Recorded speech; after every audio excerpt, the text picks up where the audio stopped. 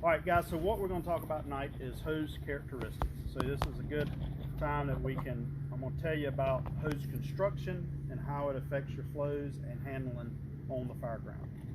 So for years, we all had cloth jacketed hose, which everybody's was cotton hose. Now we've got away from that where we get nylon or polyester outer jacket. So a lot of folks say, well, that's going to melt quicker, not with the different heat treatings that's out there. So now the current standard is UL testing is actually doing heat plate testing, and as well as a direct heat burner basically on it. And so that's been postponed to March of 2021. So, and there's no pass or fail. So the company says, well, we've passed all the tests. Well, of course you have, because they have not established the parameters for pass or fail. So they can still say they passed at 5 seconds, so think about that. So your gear is rated for 15 seconds of flash fire. Do you want a hose that's going to last less than that? Or do you need a hose that's going to last a little bit longer than that? So what we're going to talk about is hose characteristics. You know, and like I said, in your 101 class, your basic firefighter class, you're probably given 2 quick slides. Here's hose, here's what you do with it, you know, next slide. So death by PowerPoint. So what we have is some different liners basically of hose, whether it be a EPDM or a polyurethane liner. These liners play a lot in your flow of how the hose handles and just the flow characteristics of the hose. We always ask, you know, what is your flow model? So it's important from different departments there. You know, we always try to do the minimum of 150 gallons a minute.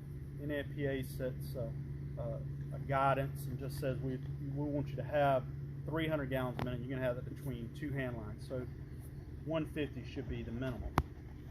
Now, what I like to do is just step it up, saying, all right, 160 is going to be my minimum, just in case I'm just covered. Because if I had a area that I might have had a kink in the hose or something pinches on the hose or whatever, I know that I'm still hopefully above that 150 mark. So polyurethane line, they actually extrude these liners, then insert them, and then pressurize them. So these two are actually done with a glue. So glued-in liners are notorious for over time of actually having, as that hose dilates, the inner liner starts to come loose. So over time, as with a glued-in liner, I don't care who makes the glued-in liner, who makes the hose with a glued-in liner, it's going to loosen up over a period of time, depending on use. So most of that is cured at like 130 degrees in moisture. Well, in the South here, we're all in the South, it can easily get that on the bed of the truck. And of course the hose is going to be wet. You can kind of reverse that process and loosen up that inner liner. Also, as it dilates, with glued-in liners, they are going to dilate and elongate. You always been on the end of a hose, you shut it off and it jumps out there in front of you. You open it up and it's back underneath your armpits. You got to pull it. So you're fighting the hose the whole time. So that's typical with most glued-in liners. And again, as it wants to dilate, that inner liner of the EPDM is coming loose. So over time, what you normally may have pumped this, say you had a 200-foot line of 1 3/4, you might have pumped it at 130, 140. Over 2 or 3 years, your GPM is actually dropped. Because there's created more friction, and as this comes loose, it becomes real bumpy inside, more turbulence, more friction loss. So what you thought you were getting of 50 to 125, you're actually maybe even getting less than 100 gallons per minute. So the liner systems actually made a very important part of the hose as part of the characteristics. When folks are doing hose evaluation, you know, we want you to measure the hose. We want you to inspect the couplings. The reason we say measure the hose because when you're doing friction loss calculations, if another hose is a couple feet shorter and over 200 feet, that can be a few points on the friction loss that you see. And so, you know, we've seen it before where different manufacturers will actually run about 47 feet and they measure it when it's charged, because in a glued in liner it's going to grow. You know, so another part is to get samples of the hose. And you can see, this is a good characteristics of this. You'll see the skips in here on the inner jacket, and just ask for a sample from the manufacturers when you're doing hose bids is really good. So you can see that clearly of how the skips and misses are in there. The outer jacket looks really good, but the inner jacket is not supposed to have those skips and misses, but it can easily be behind, because you're just going to take a new piece of hose and cut it. So, and that's the life of your hose there. I have two pieces here. These are two different brands. Now, this is a glued on liner, and you can see it'll kind of stretch a little bit. Okay, so pass this around, but bring it back to me. Well, actually, I'll show you this other part. So they have to pass an adhesion test, so you can see it's pretty easy to pull that off. Okay, I'll throw you the pliers in just a minute. This is another brand, and this would, even without the liner on there, and smaller pieces should be easier to stretch, but just because of the way the weave's put together, it's a lot tighter gripped on there, and it's pushed all the way through there. You see it pulling the fibers off. You can actually feel it. So a glued in liner versus almost a calendar back style liner.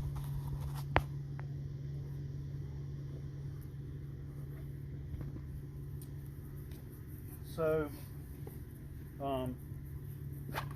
a calendar back liner is actually, we take this EPDM, an EPDM style like this, and put another thinner piece of rubber on there, so that becomes the glue in it. So this is where your liner system, so this is the average liner, the low end you would be, an economy style, or basically like a DJ 800. Okay, this hose is designed with glued in liners, are designed for 100 psi flows. So whatever nozzle you use, and it needs to be 100 psi nozzle. Then your next step is a EPDM liner with a calendar back, and then we take and insert pressure and high temp pressure, and so we basically insert steam into it. That wrap, or that calendar back, actually becomes the bonding agent. So it's kind of like tires are put together. High pressure, high temperature, and it's vulcanized. So it's mechanically and chemically bonded to the inner jacket, and that's the inner jacket here. So if you want to take that, whenever you get a pocket knife, and pull that liner off. So outer jackets, again, we said those would be polyester or nylon. Some folks do a dyed-on finish, which doesn't really do a whole lot. It's just coloring the hose. And the first time you go to use it and you wipe it off, you run it off on your shoulders to load it, it bleeds off on you. Some manufacturers out there do what's called a dipped coat, which is a baked on finish. And some out there are like Duracoat. So it actually bonds to the fibers. It's gone and pressed through it, and so it gives you better drag coefficient, and just lasts a lot longer. So it helps protect those fibers, and you could pull. This hose here is pretty tight weave, so it's hard to pull. But that's just the whole. You probably take the pliers and pull the piece off there, but you'll see that the fibers, or the coating is all the way through the fiber. You know, sand is one of our worst issues. Even just sitting up there on the truck having a little bit of sand and stuff that penetrate these fibers once they're sealed like that. A dye stuff will penetrate those fibers pretty well. Another kind of liner is an extruded liner. These are more in your combat style hoses, where you have a cloth inner and it's white basically with a polyurethane. These do very well at lower pressures. So you want to have a good, whatever your flow rate versus your nozzle pressure is very important. If you're using smooth bore, then your optimal is the 50 psi, at pitot, not to be confused with 50 psi nozzle pressure. That's before going into the nozzle. You can do nozzle pressure of 100 if you're using a combination, if it's set up like for 100 or 50 psi or 75 psi. But on a smooth bore, it is the point exiting the orifice on the nozzle. So, and standard how you read a pitot, what we learned in engineer school. So this is a little beefed up. You'll notice that they are getting a little bit bulky, but that's, you get what you pay for at the end of the day. So you want to, you might be flowing a 50 psi nozzle, but we don't want you to fight. You're already fighting the fire. You shouldn't have to fight the hose as well. So this is the style of the combat stuff. Another model of especially of LDH, and this is a really good product. It's a triple poly. Nobody does this. So standard LDH is a rubber extruded or either a double jacketed. Most in the southeast and the country, they actually run a rubber extruded hose. Now this one here is a little bit different. They take a rubber extruded hose and then vulcanize it, and which bonds it all together. It actually makes it a little bit more supple as well. So then they insert an EPDM liner into it, so it becomes a triple poly, and then vulcanize it again. So it actually packs a lot better. It doesn't have the standard memory as a true just extruded, nitrile extruded hose. And then when you charge it, it doesn't look like a snake going down the road. So depending on if it's just a nitrile extruded hose or a lightweight hose, it's a glued in liner, it's going to look like a snake going down the road, where this is going to charge and be kind of straight because it's not dilated, okay, or elongated. That's where you get twist the snake effect into it, just because it's pushing itself and doesn't have anywhere to go. So it is a little bit heavier, but there's departments in the U.S. that run this triple poly that have had it in service for over 15 years. We're talking major departments.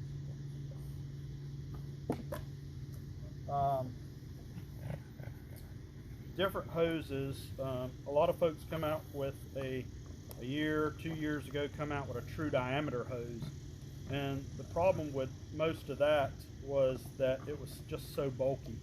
They would beef up the thread, the cross yarn, or the warp yarn, but they basically, every manufacturer did it, is that everybody was wanting to go back to a true 175 diameter.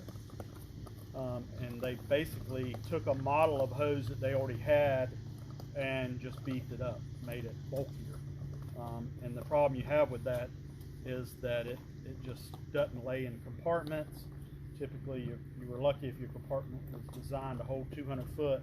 It's not going to hold 200 foot, especially if you got the step cross lays, or even the ones that stack up, single file accordion lay.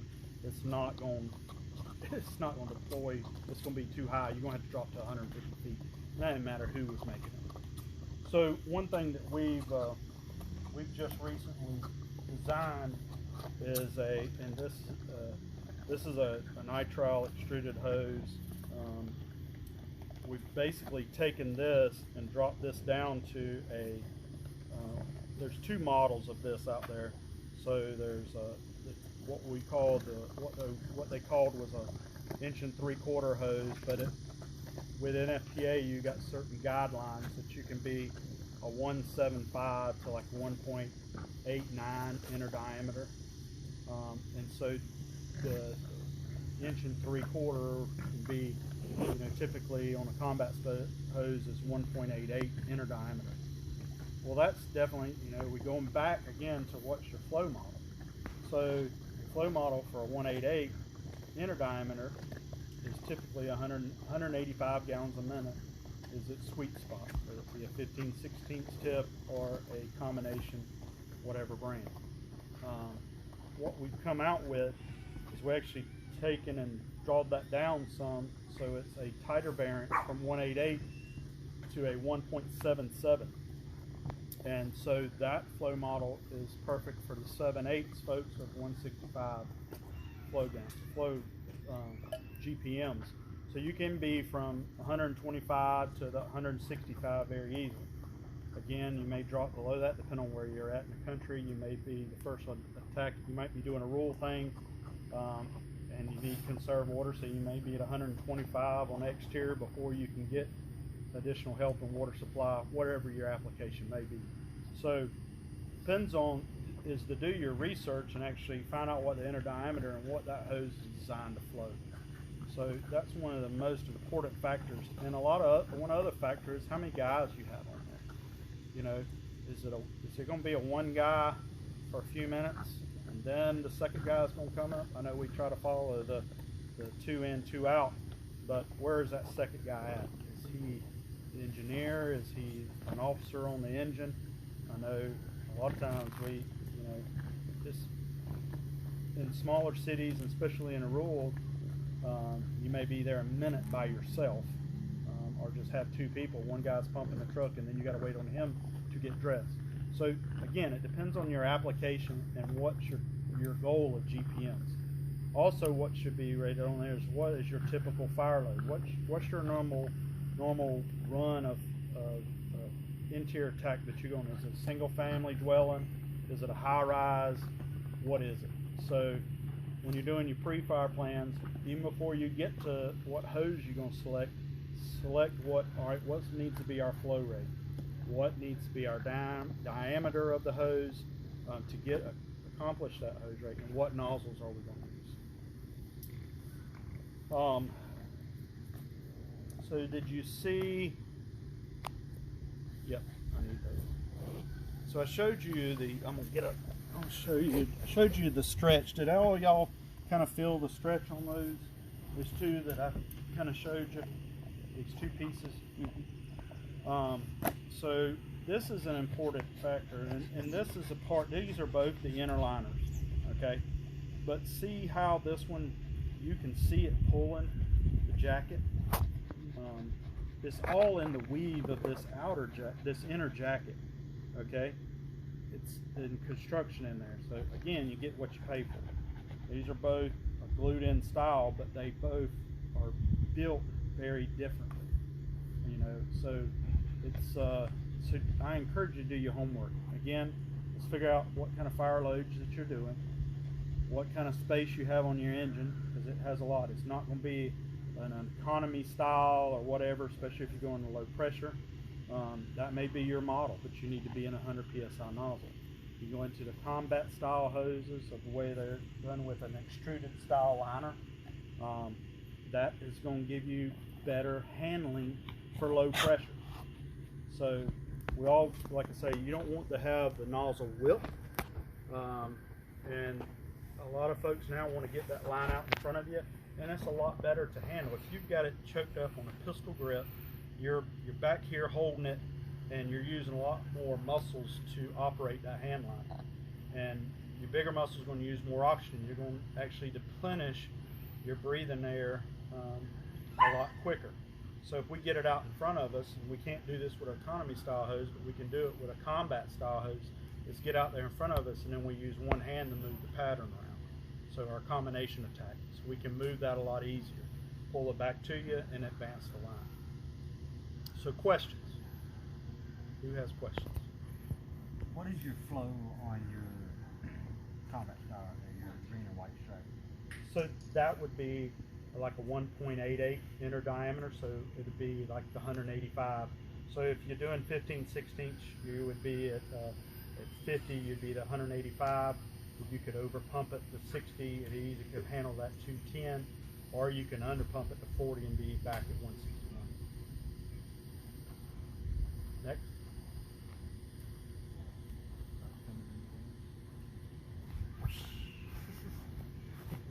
No other questions? So do your homework. That's the main thing. Is hose is not hose anymore. I do have a question. What does EDPM or EPDM stand for? Rubber. Okay. Basically. Tar rubber. Last thing, Jay. Can you kind of hold up some of the hoses and say what the flow rates would be. That way, the ones who are actually in charge of engineering have kind of a feel of what range some of the hose has. So it all depends on the inner diameter. So and construction. So if it's a glued in liner, that's 100 psi hose. I don't care who makes it. It's 100 psi hose. If it's a vulcanized liner, then that's going to put you into the 100 to 75. Okay. If it's a calendar bag, that's going to put you 75 and below a little bit. And then if it's an extruded liner inside, then that's going to put you at 50 psi. And depends on whose it is, it actually will work well at 40. So I think, did that answer your question? Yeah. All right, no other questions. Thank y'all. Appreciate you. Thank you very much. Thank you.